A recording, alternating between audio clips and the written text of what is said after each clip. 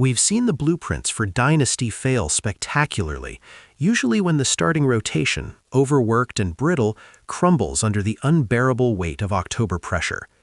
The Los Angeles Dodgers, fresh off two dominant yet titleless seasons that saw their pitching depth repeatedly tested by injury, are hunting an unprecedented three-peat in this imaginary universe we are exploring.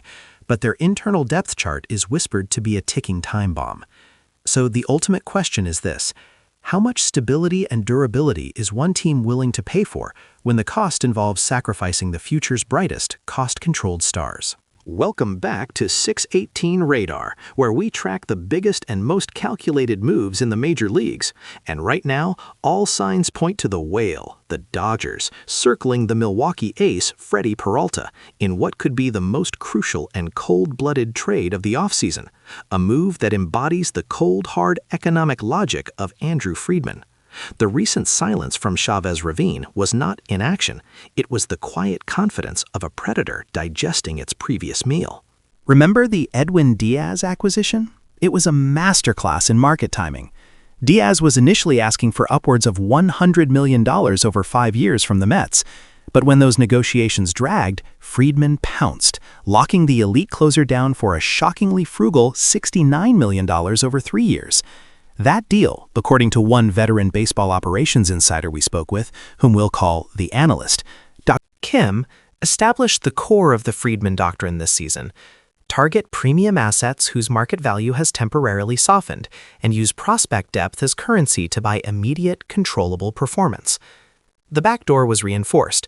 Now attention turns to the front door, the starting rotation, where the Dodgers, despite their embarrassment of riches, are pursuing the one thing money can't buy: guaranteed health and innings volume. Enter Freddie Peralta, the Milwaukee Brewers' quiet, often underrated workhorse. Peralta is exactly the type of player that makes small market teams weep when they realize they must trade him.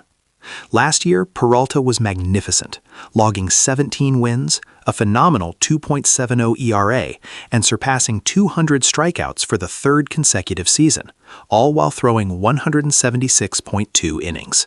But here is the specific data point that turns this from a good target into a spectacular one. Peralta is currently only owed $8 million this year. In an era where back-end starters sniff $15 million annually, securing a legitimate top-end rotation piece for $8 million is highway robbery. The Brewers, restricted by the small market reality, a harsh cap that dictates they cannot afford Peralta's future free agency, have been forced into the role of reluctant sellers. They look at the coming arbitration years and see financial ruin, preferring the security of rebuilding their farm system with immediate, controllable talent. We've seen this movie before, haven't we?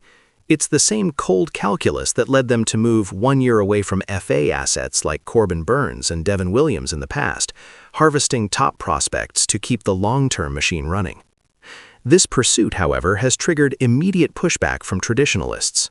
The primary counterargument against the Dodgers trading for Peralta is loud and clear. They don't need him. They are overflowing with pitching. After all, they have the big names: Yamamoto, Snell, Ohtani, and a deep pool of young talent, including Emmett Sheehan, Bobby Miller, and Ryan Pepiot. Why sacrifice 4 years of control over a promising talent like Sheehan for potentially only one guaranteed year of Peralta? This is where the emotional connection to past failures comes into sharp focus. The organization remembers the 2021 postseason vividly. Injuries decimated the rotation, forcing inexperienced arms into high-leverage roles. This memory is the ghost that haunts the Dodgers front office. As former pitching coordinator and fictional sage Coach Ramirez put it in an interview, Peralta isn't just an ace, he's an Iron Man. 3 consecutive seasons of 30-plus starts and full innings pitched is the real gold standard in this league.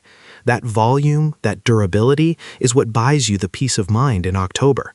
When your primary starters inevitably get hurt, Peralta is the anchor who prevents the entire ship from sinking. The true conflict isn't between good pitching and great pitching, it's between redundancy and risk. Friedman chooses redundancy every single time. This analysis brings us to the climax, the trade package. What will it cost? The Brewers' demands are specific: immediate, MLB-ready talent, preferably with long service time remaining, capable of stepping right into the void Peralta leaves. The perfect reference point is the Dodgers' previous acquisition of Tyler Glasnow. That deal involved sending MLB-ready starter Ryan Pepiot and outfielder Johnny DeLuca to the Rays.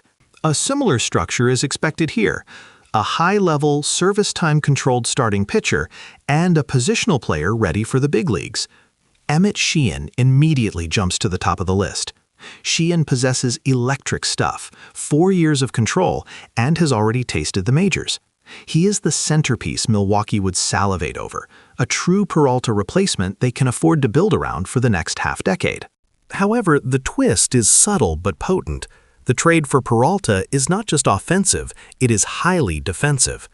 While the Brewers would love Sheehan, they are also deeply interested in players like Justin Wroblewski or even Ryan Ward, a versatile bat who could provide immediate value. A package centered on Sheehan plus a utility player like Ward is potent. But consider the other bidders. The Yankees, Mets, Braves, and Red Sox are all desperately seeking a cost-controlled ace. If Friedman secures Peralta, he isn't just improving the Dodgers, he is actively depriving his primary competitors of a critical, affordable reinforcement. This move is pure chess, asserted Dr. Kim. Friedman is spending a prospect who hasn't proven he can handle a full season yet to obtain a certified ace who simultaneously blocks the Yankees from achieving parity. It's defensive warfare conducted with future assets. The $8 million salary is so low that even if the Dodgers fail to negotiate a long-term extension before free agency, they can still issue a qualifying offer, guaranteeing a draft pick compensation that minimizes the ultimate sacrifice of the prospects. The calculus is ruthless. Trade assets who might be great for an ace who is great, gain stability for the three-peat pursuit, and deny rivals their prize. That's how dynasties are truly forged in the modern MLB economy. The pursuit of Freddie Peralta is the ultimate statement of intent for the Los Angeles Dodgers. They are not settling for merely being good.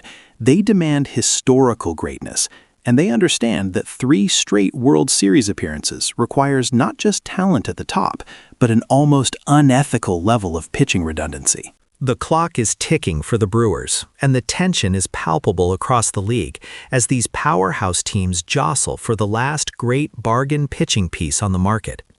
Will the Dodgers submit the package that features Emmett Sheehan and a complimentary major league piece?